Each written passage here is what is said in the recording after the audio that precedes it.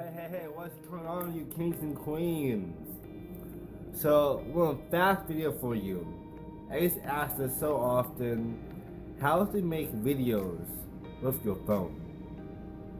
Now, I've been doing video creation and marketing for 5 years now, and I still use the phone as my main source for camera. And here's the 4 biggest tips on actually doing that for yourself, and also throw in some stuff you can use to add some extra bonuses for that, make it even better for you. And before I get into that, let's just make one big distinction. Nowadays, all you need is your phone to run a business to be successful.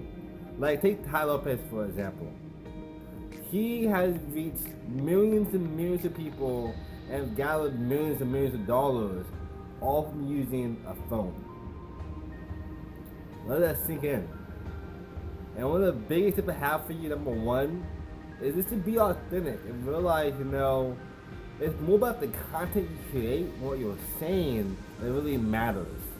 So you can have a nice Canon DSLR that has awesome specs to it and the best lenses for it. But at the end of the day, there is no excuse not to create content.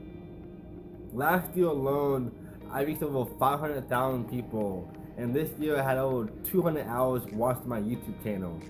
And I did this all from my S9 Plus, which is why I bought this phone in the first place, was for the camera. When I first started off making pictures, making videos, I used my S6 that I used to have. So the first one I'll keep in mind, be authentic. Realize that it's all about what you have to offer the world, what you have to say.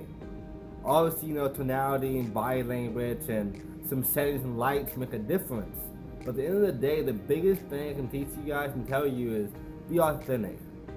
Number 2, lighting. So for me, I use a ring light that makes me a lot more better. But back in the day, I would just face the window and I had the light face me. So if it's light behind you, it looks all dark and fuzzy, and you don't want that. So number 2 is make sure you utilize lighting you have. If you need to get a lamp, have a lamp facing you or the window facing you, do what you can. Or even you need to use the camera light, have the phone turn the other way, so light's facing you. And then make sure you test it before you actually go the other way.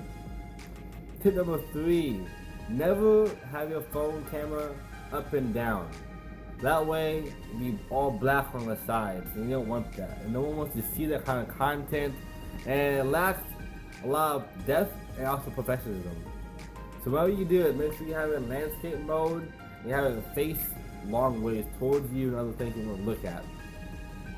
Now granted, you can, and there's obviously people like Tai Lopez, for example, who has had his phone up and down, and it's made do. So you can do it if you want to, but since you're already using the phone in the first place, I would definitely make sure you have it in landscape mode. And number 4, make sure that your thing is stabilized. Like I said before, I use a ring light that has a little camera holder for me, but you can even use stuff like the Gorilla Pod that grips onto stuff and holds onto stuff for you. Attach to anything you want to. Or a tripod. I used this tripod for the longest time, so I got this my ring light.